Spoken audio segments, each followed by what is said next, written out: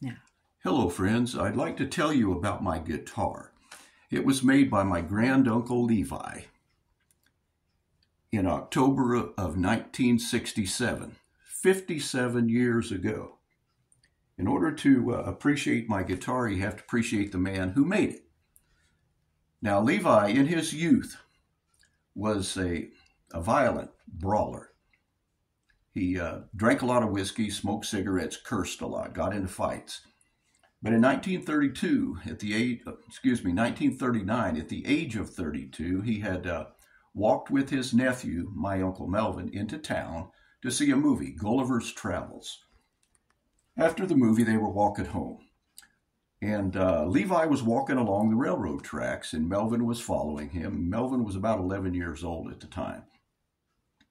And Levi was up on one of the rails when lightning struck him. Levi was thrown through the air about 50 feet, landed on the ground hard, and just lay there thrashing about. Melvin, who witnessed that, thought that Levi had died because he just laying there perfectly still. But then after a few more seconds, Levi got to his feet. Didn't say a word. He stood up, walked on home. Melvin was following behind him. When they got home, Levi and Melvin walked into the house. Levi immediately gathered up all of his whiskey bottles, went to the sink and poured them down the drain. He gathered up his cigarettes, threw them in the trash. He turned and went into the living room, picked up a Bible, sat down, and started reading it. Levi had been miraculously transformed. From that day forward, Levi never fought or cursed. He never drank whiskey, never smoked cigarettes, and on every Sunday morning he was in church worshiping God. Much later in life, things changed for Levi because the ravages of Alzheimer's took their toll on him. But that day and soon after, for many years, and I knew Levi for many years myself, between 35 and 40 years before he died. But Melvin told me one time, many years after that incident, that Levi had been transformed into the best Christian he ever knew.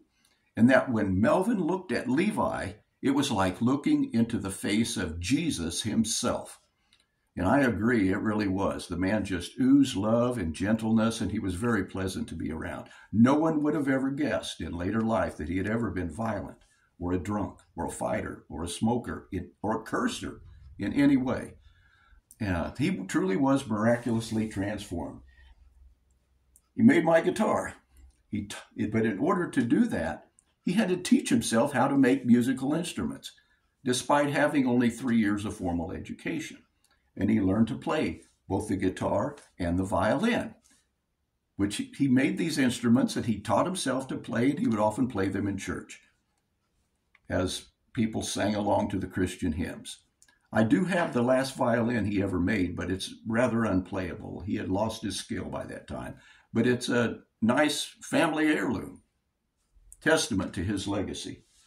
But that miraculous man, Levi, made my guitar, and I really like it a lot. So thank you for listening.